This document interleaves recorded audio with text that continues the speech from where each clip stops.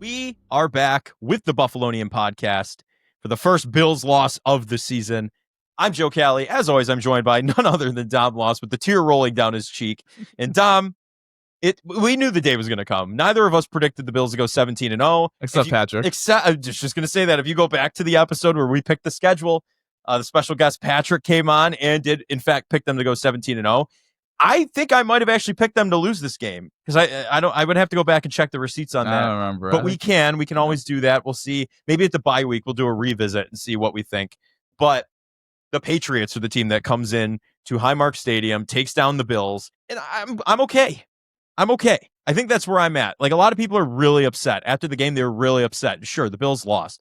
The sky is not falling by any means. That's kind of where I'm at right now. Sure, we'll get into it with the Dom 5, but before we get into some players, stats, everything along those lines, what was your, like, just off the cuff takeaway? I mean, we were both working in different capacities for the game. So, like, from the professional standpoint, what do we feel like? I'm not, the sky is not falling. Sure. I mean, panic level is like a 2-3.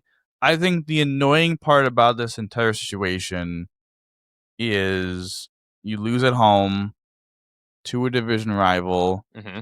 And again, it was really an opportunity for the Bills to go to 5-0, knock the Patriots to 2-3, basically get a 3-game plus lead in the division. Now it's down to 1 game in the Patriots schedule. I think they play like the Saints, the Jets. Like, their schedule, the next 3 games are really easy. They have the 4th place schedule.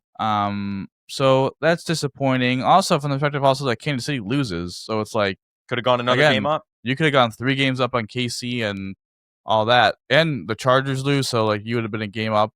You know, you would have been up on everyone except Jacksonville and Indianapolis 4-1. The Steelers have 1 loss, but they're 3-1. They had to bye. So yeah, just a missed opportunity. It's really unfortunate. Listen, the Bills did it to themselves.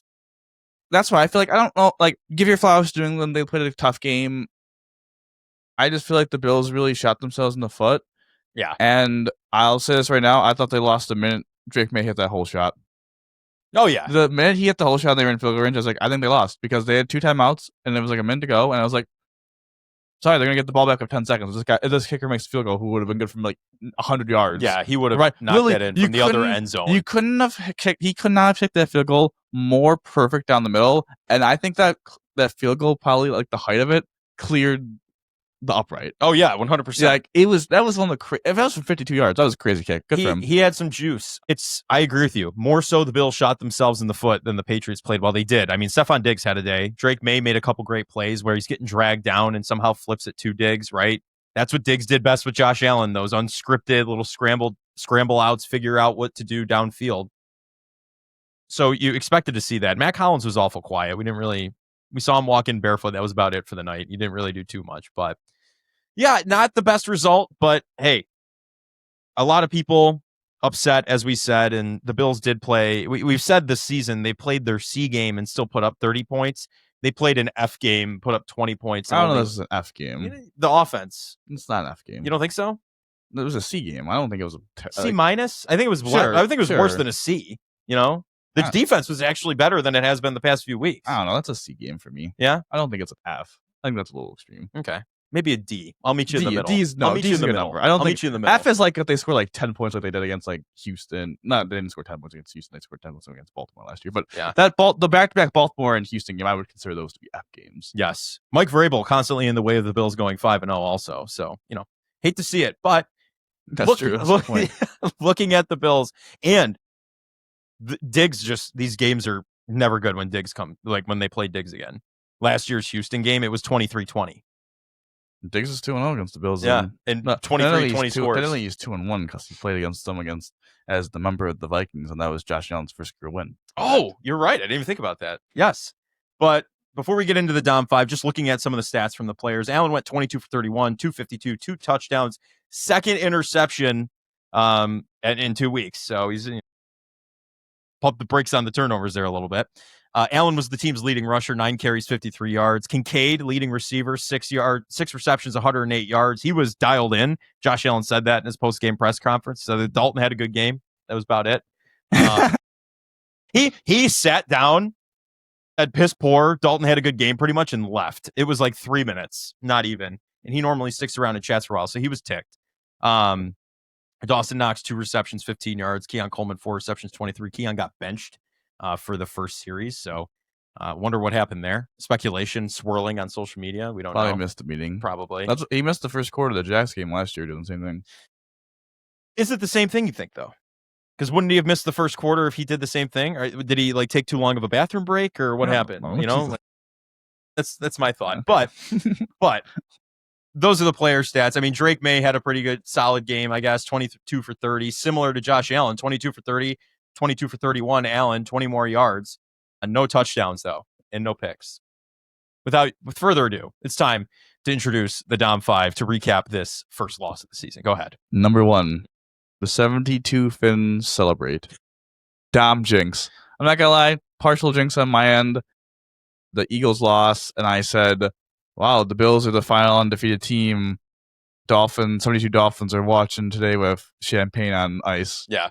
Ready to pop, and congrats to them, they popped it. It happened. I gotta say, I still think that's a loser. Like, I don't know, whatever. What, to pull that out and be like, oh, we're still the only undefeated team? No one cares. No. 1972, you know how different the game was? That's the only thing. That's the only time they ever get mentioned, I guess. Win a wild card game in the last 20 years and then come talk to me. How about that? I mean, I guess I'm just a salty Bills fan, but whatever. Number 2, Did you see their head coach? Sorry to cut in. Did you see Mike McDaniel today? Couldn't even put a sentence together in the presser. So yeah, the team's in shambles. Go ahead. Number 2, we may have a problem. Houston. Drake May's good, man. Like, I'll give him credit. I don't think he killed the Bills super much in the pocket per se. I think he made a lot of second reaction plays, which is credit to him. Josh Allen does it all the time. Mm-hmm. So I don't know. It was a weird game where I felt like the Bills defense played pretty well. Like, I'm sorry, like they had 22 carries for 71 yards. If you take away May's 3 for 12, well, that's 19 carries for less than 60 yards. Yeah. Like, that's almost just about 3 yards a pop from the running back position. Ramondre Stevenson literally had 7 carries for 14 yards and 2 touchdowns. Like, if you take away a 7-yard touchdown run, he had, 6 carries for 7 yards and a touchdown. Like, yeah, it's not great. Like, the Bills did a good job against the run. May didn't even kill them that much of his legs. They sacked him 4 times. It was just, Diggs had a big game. Henry had a couple nice catches. And the Bills' second-level defenders just can't tackle. Aaron misses Diggs on the first play of the game. Benford's been playing terrible really all year, which is a surprise. Trey White showing his age, and Terrell Bernard and Taylor Rapp just continue to kind of struggle. I thought Cole Bishop actually played pretty well, so I guess that's another, it's a nice way. So it's 2 weeks in a row he's played pretty well. But yeah, we may have a problem. Drake May is legit. He is. This feels a little bit more legit than like when the Bills lost to Miami with Tua. Like, again, Tua, I don't think is a bad quarterback. I just think he's an average quarterback. Like, gets way overhyped. Yeah, I legitimately think Drake May is. I think you can make a case is a top 10 quarterback right now, and I think he will be going forward an elite quarterback. So I agree. Good for him. He put the league on notice. I mean, they had to come in here and take care of business against the top dog, and that's what they did. And he, like you said, put together the big plays, man. Yep, made the big plays and impressive ones. No, like they'll stick in your memory. That the one that you said shut the game down in your mind. That was a pretty good throw. That was a good throw. Pass. And the play before that, when he's about to get sacked by Daquan Jones, and he somehow, I thought, throwing at the foot of his receiver, and all of a sudden Diggs goes for 12 yards. Number 3, arrogance from the offense. I think this is Joe Brady's worst game in a good bit. I would 100% agree. And then you can make a case that this is Joe Brady's worst game, period. I think that's weird to say when the offense, Josh completes, 70% of his passes, 250, has 2 touchdowns. Like, they didn't run the ball that effectively, but I mean, they had over 300 yards, 20 points. But I just think, Sean McDermott used the word too cute, and I'll agree with that. Like, the Knox reverse. Oh, yeah, that was bad. First drive, when you get some momentum, you get a stop. Defense does its job after getting up that first play to Diggs. They go 4 and out. And then you're driving a little bit. You get some momentum, the big completion to Kincaid, and then you do the reverse to Knox fumble. There was just the flea flicker. I know it worked, but it was like, really, dude? Like, then New England did a flea flicker later in the game. Never be this. I saw this tweet, 100% agree. Never be the second team in the game to do a flea flicker.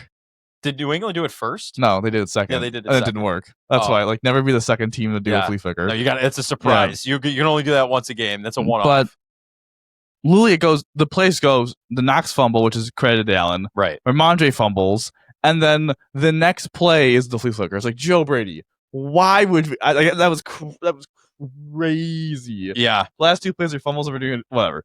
But it was arrogance from the Bills and Joe Brady from the perspective of this. James Cook went 15 for less than 50 yards. 15 carries for less than 50 yards.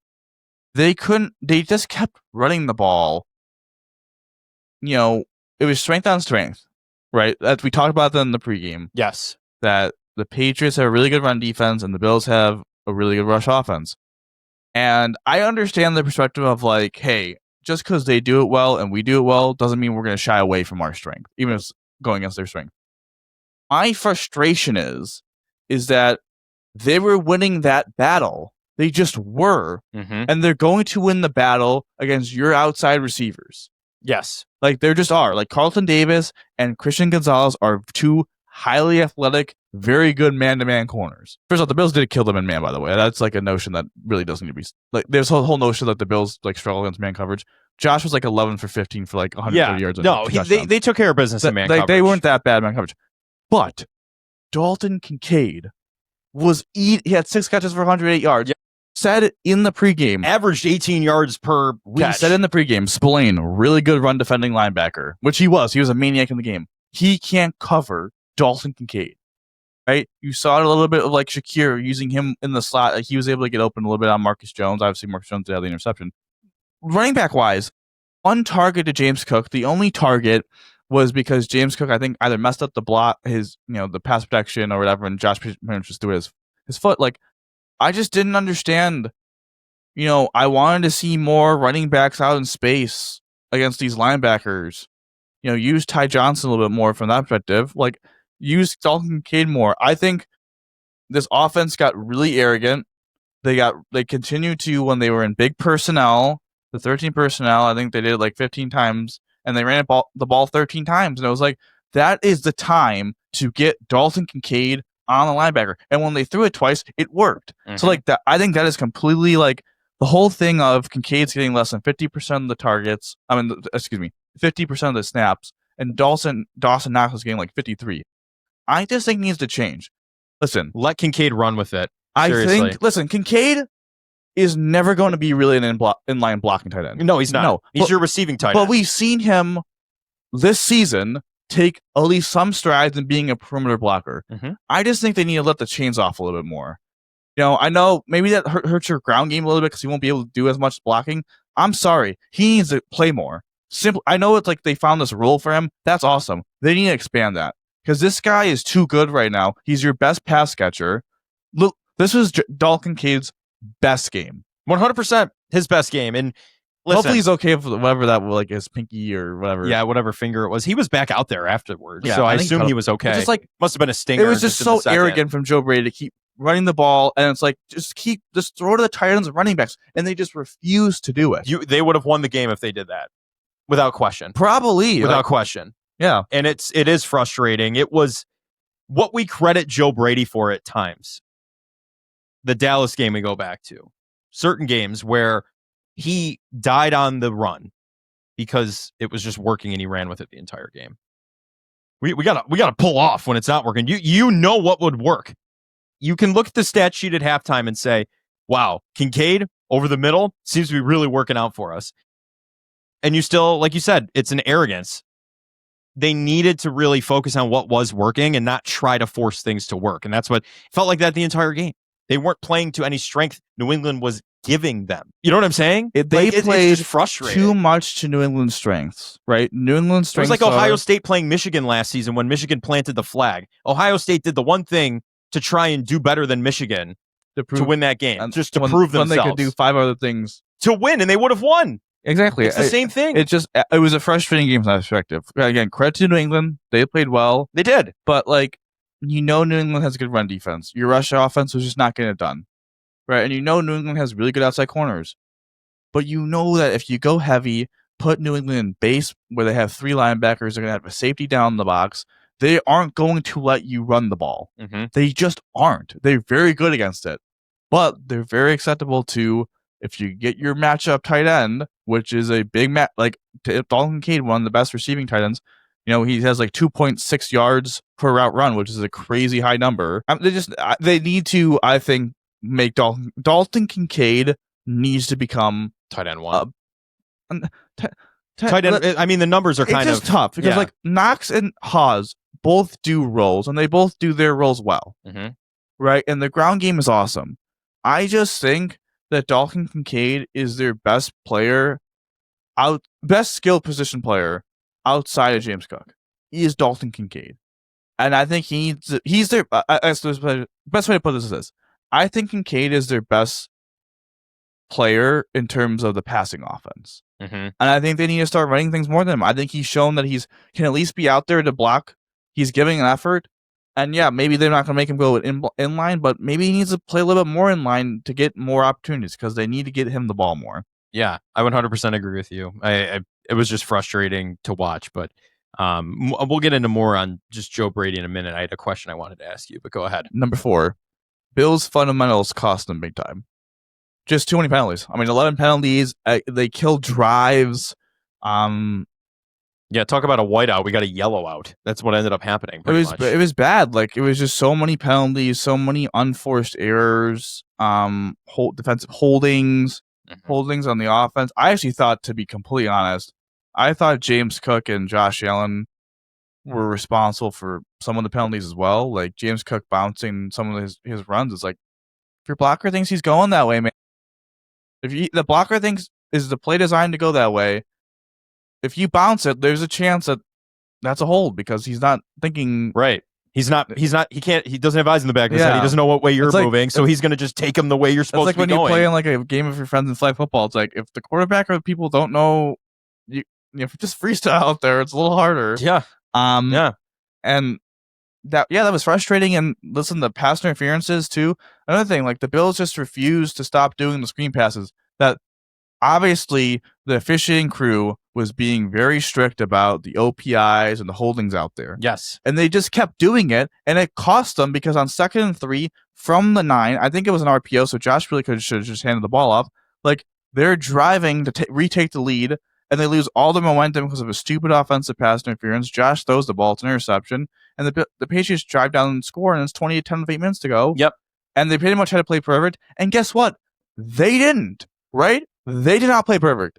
They had to play perfect to win the game when they were down 20-10. They score a touchdown, they get a stop, right? They start driving, and then they have 3 really dumb play calls in a row, right? Where Josh, for every reason, throws the ball to Shakir when that was a bad look, right? And then there's the scramble play, and then the 3rd down play where it looked like maybe Samuel was open for a touchdown. Yeah. Probably DPI on Gonzalez, I'm not going to lie, but then you settle for 3. Good for Matt Prater.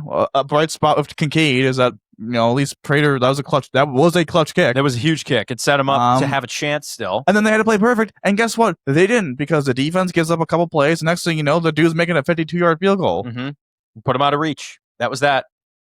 Just frustrating. You're 100% right. Too many penalties. It was such a sloppy performance from both teams.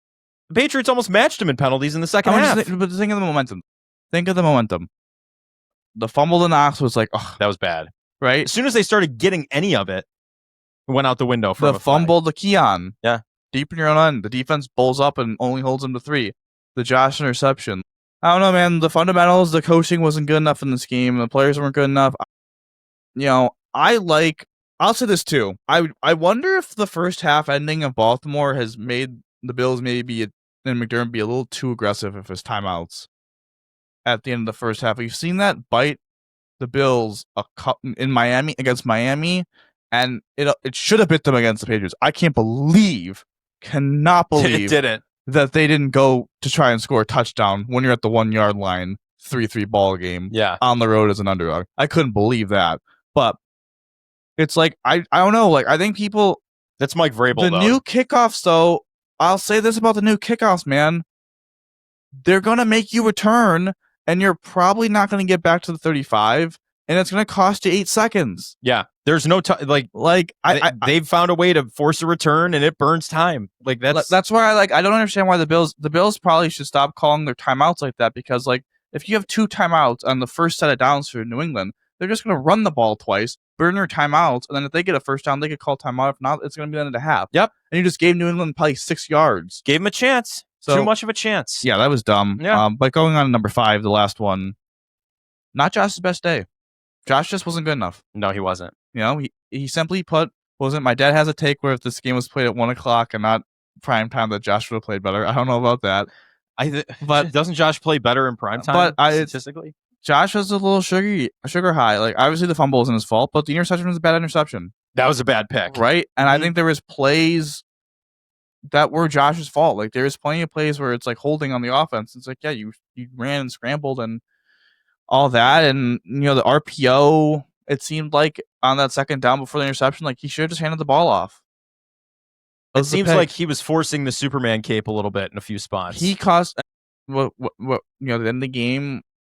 Maybe we had the touchdown to Samuel too. Listen, at the end of the day, Josh cost the team 7 points. Like, there's no defending it. He cost the team 7 points. The interception cost him 3 points.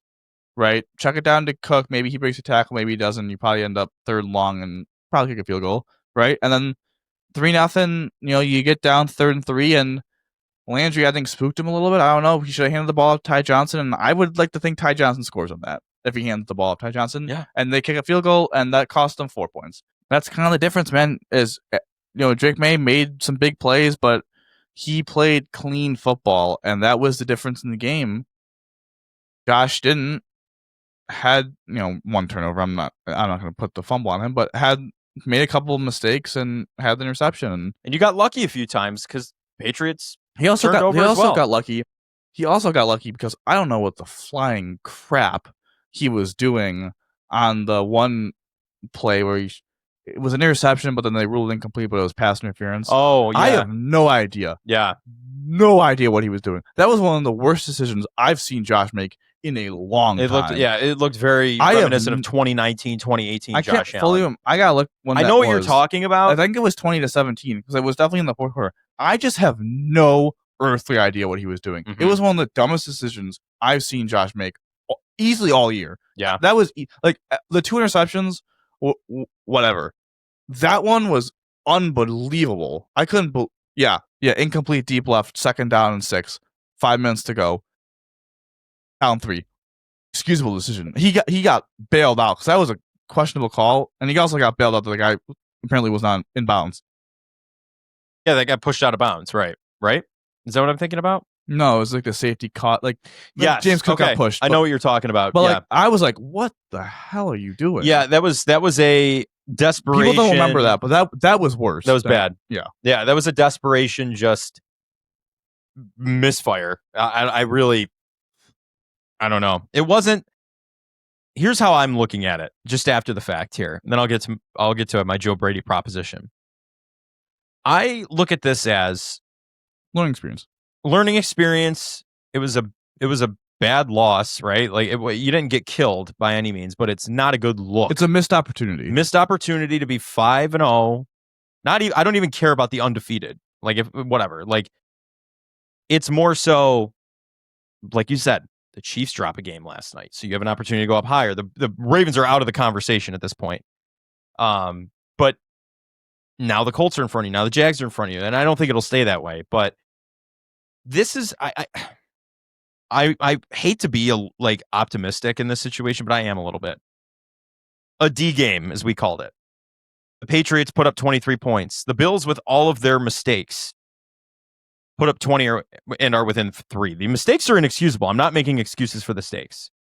I'm just saying my panic level is low because they played this sloppy of a game and still were within 3 points. I agree. That's where my head's at. It's a little concerning. My one concern would be this. And overall, listen, last year in September, they got their butts kicked by the Ravens and they looked terrible against Houston. We're trending up in September's from last year. It's not they were a quarter away from playing for the Super Bowl. So I'm not concerned from that perspective. I am a little bit I would just like the Bills to have a game where it feels like everything clicks. Mm-hmm. Or just one game. Not peak at the right time, but the Ravens, it felt like right? The Jets, weirdly sure, but the Jets were just played so bad, it was hard to tell. Yeah. Dolphins, I wouldn't say that. Saints, I wouldn't say that, and obviously they lost this game, so I wouldn't say that. There's always a piston that seems like it's misfiring in the Bills engine. That's the problem. It's the defense plays well, but then the offense scores 3 points. Yes. Right? And I think that just needs to be better. I think special teams needs to be better. Like the punter was News. I'm not gonna butcher his name, but yeah, I know who you're. He did not about. have a good punt. Had a chance to pin him deep. They got out to the 20-yard line because they kicked it out to 15 and they had a 5-yard penalty, of course. And I don't know. Like it's weird from the perspective as well. Everybody's been talking about Brandon Codrington being healthy and active, and he's probably going to be a guy that's going to be coming. All these guys come back. I don't know, man. Like the kickoff return game has not been good without him. I'm not saying it was great with him, but like no, he might be able to. The Bills have not done a good job in the kickoff return game, and Shakir's just pretty much fielding the punts. So it's not like he's done anything either. Like I gotta be honest, like Codrington, I don't know, man. Like I think I'm not saying I wouldn't be surprised if he's still cut, but like I think he needs another opportunity before that happens. Give him one more shot. Put him in. See what happens. So, Joe Brady question for you, because he was talking about the separation, which we were talking about in the Dom 5. Not really a Joe Brady question, just a team question. After those comments, after watching this game, after watching other games, and the Bills did do fine in man coverage, as we said. It wasn't anything like it was like they got killed. Are you calling the Saints, and how interested are you, if you're even interested, in Shaheed or Chris Olave at this point in the season? I look at this past game specifically, and I get it. Everybody eats, right? Everybody was in famine last time in the Patriots game. But you look at the Patriots with Diggs as the X receiver, right? A true X receiver. They're not passing it to everybody. And I'm not saying the Bills should abandon everybody eats, because I think it does work. I don't think Diggs plays X. No. It was Booty that plays X. Booty technically plays X, but Diggs was wide receiver 1 technically. I'm just saying in the last game. A true difference maker on the field outside of your other guys who can contribute. Like, could that be Keon Coleman, or are you sourcing elsewhere? Like, are you interested in Olave or Shaheed? Like, do you think, like, are you looking for an X receiver? Sure. I'm not looking for an X receiver. Sure. My counter to everyone that brings it up is those guys make a crap ton of money. Like, the Bills just simply can't afford to have a big time receiver. Yeah. They can't. I'm sorry. Like, the Patriots can, because the Patriots are paying Drake May peanuts. Right. But when he gets his long-term contract. Josh Allen's being paid $55 million a year. One of the sacrifices is like, we got to put some guys out there, and not the top. Again, top. I mean, how many times have we seen Joe Burrow get injured? Yeah. He's injured right now. Yeah. Like I think the Bills built their team with an offensive line. They changed how they played because they got punched in the freaking mouth by Cincinnati in the playoffs, and we're like, wow, we were from Buffalo. Like, we gotta start. We're not from Houston, or we're not a dome team. Mm-hmm. I'll say yes, because Shaheed's probably better, because I think he'll be cheaper, and Shaheed would be cheaper. He has some speed. Yeah. Do I think it'll be a difference? No. I think the Bills' problem in this game is that they just refused to move off of what they've done kind of all year, which is this quick screen game to the receivers, right? The run game and all that. They need to be more adaptive, and they need to not be as arrogant. There are teams need to be proactive that can stop the run and play man coverage. From the perspective of take out your outside receivers and stop the run. Houston can do it, and Houston is a bigger problem than New England, because New England didn't really get that much pressure on Josh. No, they did not. Like, for the most part, Josh is pretty kept clean, because, again, you have a good offensive line. New England's defensive line without Chase on, isn't great. So that's an issue that the Bills, when they play Houston, I want to see some counters. Because Houston's going to, again, sell out to stop the run. They're going to leave Lassiter and Stingley on islands and man coverage against your outside guys, and they're going to force the Bills to play, the Bills have to be able to play left-handed. Yeah, they need to be ambidextrous. Right? Mm-hmm. The Bills have to start being able to play left-handed. Yeah. Being a switch hitter. Like, if someone takes away your strength, Rocky. I guess what this is. The Bills have a very good fastball. The run game, Josh Allen, being able to play the short pass game to these receivers and all that, really good. But every once in a while, you play a batter that's really good against the fastball, can really get on the fastball. And you know what also they can do? They can really hit your changeup. Mm-hmm. Right? They could hit your fastball, and they can hit the changeup of, if you stop our run game, we're gonna screen and be quick to the outside with our outside receivers. They could also do that. They could stop that, but they can't hit your curveball. They can't hit the curveball of the Kincaid, of the putting your tight ends and running backs on the linebackers and safeties when you get big or whatever. They can't do that. They got to die by the curveball in those situations. Again, is it your best pitch? No. But I also would say it's starting to kind of seem like that's your second best pitch. Yeah. Because I think Kincaid is, your best receiving option. So yeah, utilize the tight ends. Have you ever seen Rocky 3? You know I have. Have you? I've seen all the Rockies. Okay, I'm just making sure you have. Come on, son. So it's like switching from Southpaw to like, and then he switched back. You could when they're that didn't really work in the movies. What do you mean? I thought that him being a Southpaw didn't work because Clubber Lang countered it, but then he switched. He switched that's true. To the traditional fighting style, and then Apollo said remember he switches back to Southpaw and catches him off guard. Yeah, you got to play around, like you said. You got to be able to go both ways. Like that's just kind of how it has to be. Too. I'll put a tennis analogy in here. Okay. You won't understand this, but maybe sometimes we do. Maybe I will. Let's see. Yannick Sinner is currently the world number 2 tennis player in the men's game. Mm-hmm. He beats pretty much everyone. He's one of the best baseliners, probably the best baseliner in the world, mate. The only person he loses to, and he's lost to in some big spots, is Carlos Alcaraz. Because Carlos Alcaraz can beat him from the baseline. Didn't Alcaraz get him in the U.S. Open? U.S. Open, yeah. Right. He also beat him in the French. Sinner got him in the Wimbledon. What about Wimbledon? Oh, that is the first. That was Sinner. Sinner said something interesting in the press conference of, I had to be willing to lose more. And what he meant by that is, in these tournaments, I'm just playing my game, and I know I could beat pretty much everybody. But when I play Carlos, I don't have the variety in my game to change. Right? I don't have the slice or the ability to get to the net like Carlos does. And Carlos can still beat me in the baseline, and that's why I'm losing to him. I need to work on stuff to make myself more uncomfortable. I had to be more uncomfortable to get better, and maybe I lose some matches to some people I shouldn't, but it will help me in the long run and make me a better player. I think that's somewhat the Bills have to look into. Is the Bills have gotten very comfortable being this running team. Again, the really quick passing, and I'm not saying they have to become a deep passing game. I'm just saying I think they have to become a little bit better at using Kincaid and using their running backs and putting them more in the passing game. Yeah. No, I would 100% agree with you. I think... And if you lose a game by featuring that, you lose a game by featuring that, but that could help you in January. You add another dimension to your offense. Your game. It's like... Do you understand what I was... Yeah, I understand what you're saying.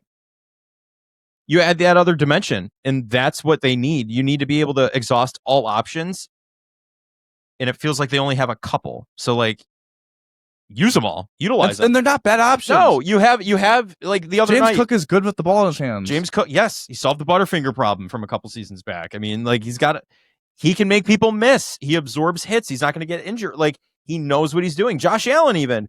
Like, yeah, he didn't have the best game, but look at he ran more than he has the entire season.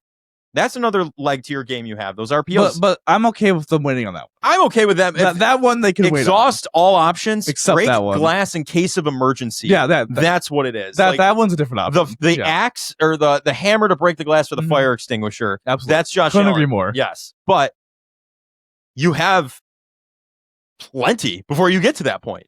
Utilize them. Keon Coleman. He's an option in himself. I don't like throwing 50-50 balls as much as the next guy. But he comes down with them. Or he pulls a PI.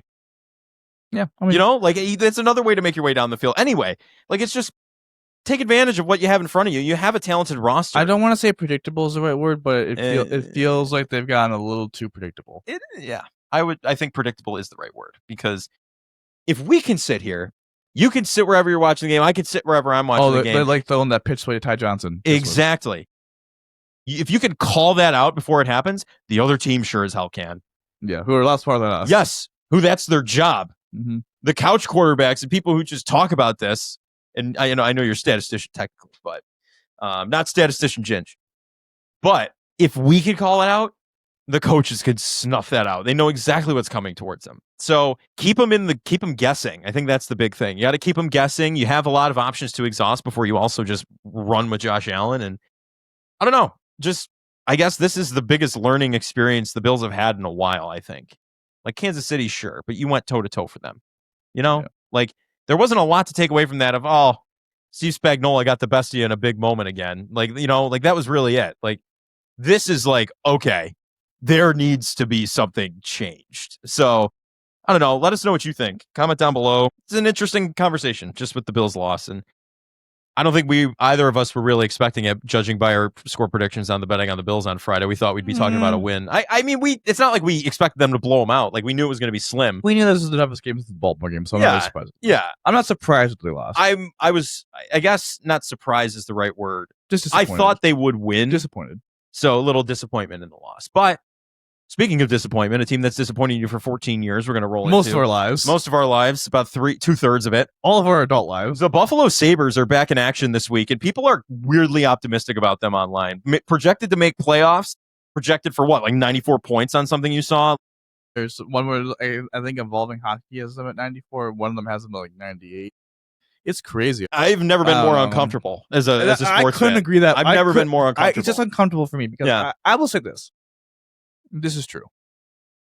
I think the Sabres are somewhat improved because they got rid of like at least some of their bad players. Some. Matthias Samuelson's still sticking around. So their floor is improved. They're a little banged up. We'll see who actually plays. Kessling being injured and Power being injured. We'll see. I think it'll be fascinating to see what actually happens. Benson coming back, hopefully. Power, I know, is banged up, so hopefully he comes back. Samuelson's already banged up, so maybe he can come back, and we'll see if UPL and Kessling, how they're week to week or whatever. Yeah, it's weird. I will say this: Josh Norris, he looks good. He looked pretty good. 7 points in 6 games. Like, he looks good. I'm sorry, but if he could play well, he looked a lot better. He stays healthy. You know what he looked like last year? He looked like a guy that got traded. Oh, yeah. He looked like he was dealing with the lower body injury to end the season. Well, sure, but he just looked like a guy that was like, wow, I'm getting traded from like Ottawa, who was competing for the playoffs, to Buffalo. Mm-hmm. I don't really know. He didn't look thrilled about it. I don't really know how to play these guys. And now it looks like he's gained some confidence. If he could be that first-line center of Tage and Benson, and put Kulik in that second-line role, and we'll go down from there. I really like what I've seen from Josh Doan. Like, the defense has to get healthy. Ryan Johnson's looked pretty. Ryan Johnson, NHL ready for the past 3 seasons. Is he officially going to be in the NHL? We're going to see. He's looked pretty good. So we're going to see. The goaltending is a massive question mark of UPL being injured. Georgiev's getting sent. He's on waivers. Oh, was that official? They signed. I know. I'm blanking. 25-year-old from. I'm blanking on the guy's name, which I know what you're talking. Georgiev is on waivers though. He's being waived, so that's good. He's a younger guy who has similar numbers to Devin Levi in the AHL last season. So he could possibly be a good backup here. And then when Levi does make the jump up here, he could be a good goalie for the Amherst as well. Colton Ellis, yes. Sorry. So I knew he was from St. Louis. He's a good option for the Sabres backup and Rochester when Devin Levi makes the jump at some point. If he does this season, maybe next season they'll switch out. But yeah, I mean, there is some optimism around the team. If you could just kind of be league average on special teams, man, I feel like on 5-on-5, I feel like they have enough to make the playoffs. But again, the problem is if they can't stay healthy, they're going to be screwed. I don't know. It's interesting. They have like $10 million in cap space, and it's like, I don't know, man. Like, if you could be competitive in March, man, throw a first round pick at someone, you could actually get someone. What did Jason Botterill used to say?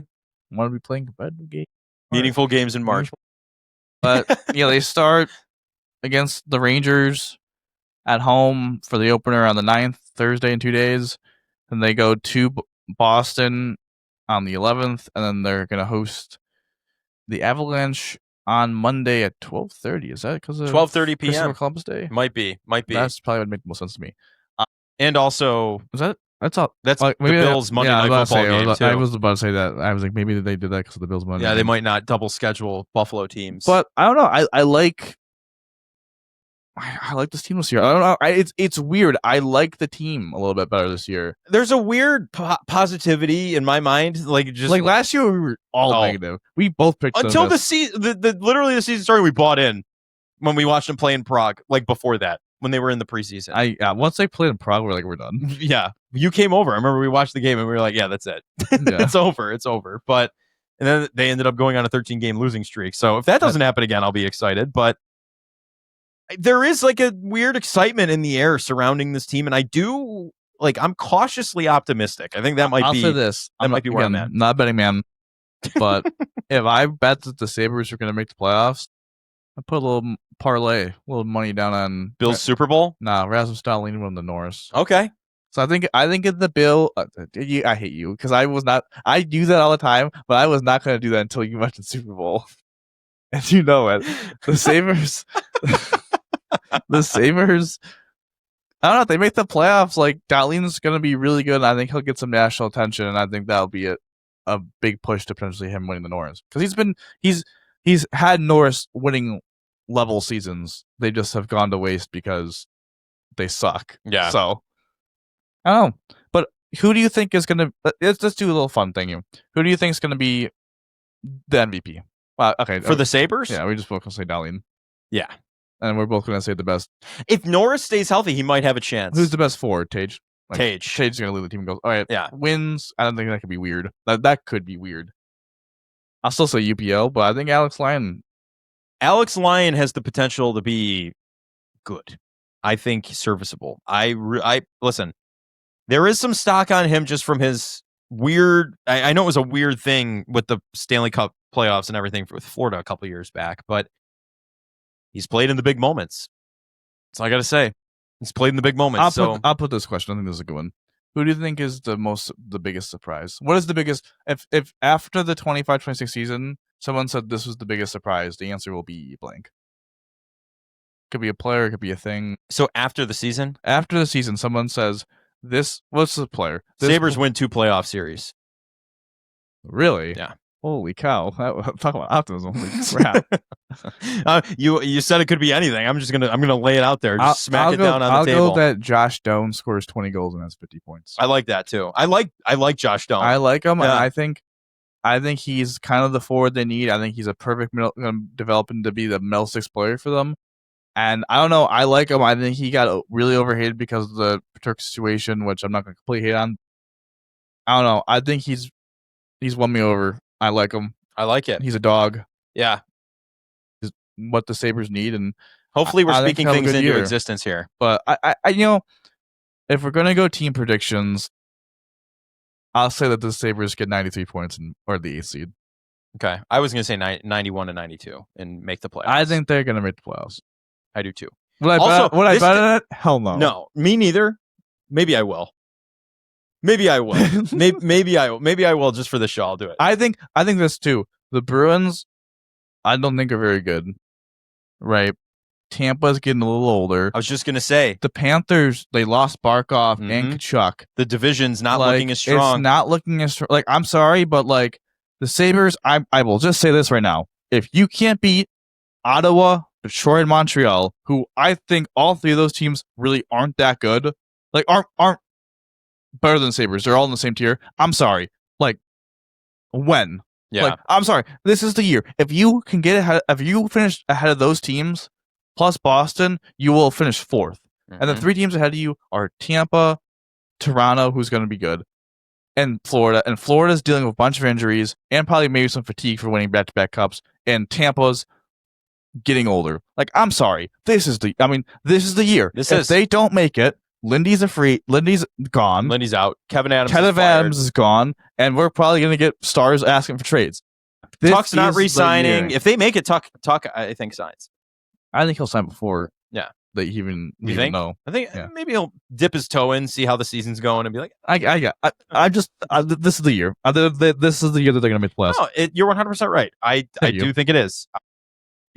Now we're getting optimistic about this team. We're going to be called shells for the organization at this 2 point, weeks into the year when they're like 2-6, we're like, God dang it. Well, they have 4.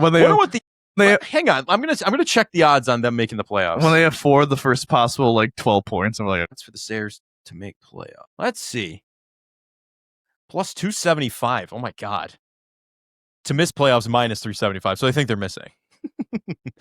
But there is increased optimism. So I'll take the plus 275. I got to figure out what I'm wagering. I don't want to bring the house down on it, but we'll wait and see. There's a long season ahead of us. 84 games. What is it? 82 games. And guess what? The next time we do a Buffalonian, they'll have played. They've played. Even betting on the Bills. Betting on the Bills. We'll be able to maybe throw little Sabres in there and see if they won. Yeah. We'll just tell you if they won or not.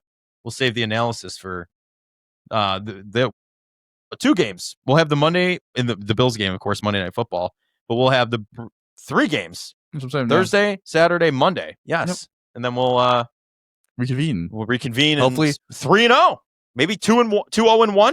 I'll go 2-1. I'll go 2-0-1. Okay. I think they tie one up. Get the pity point, Okay. I think they lose, but they get the pity point. About respect. Yeah. They still get a little point. They get 1 point.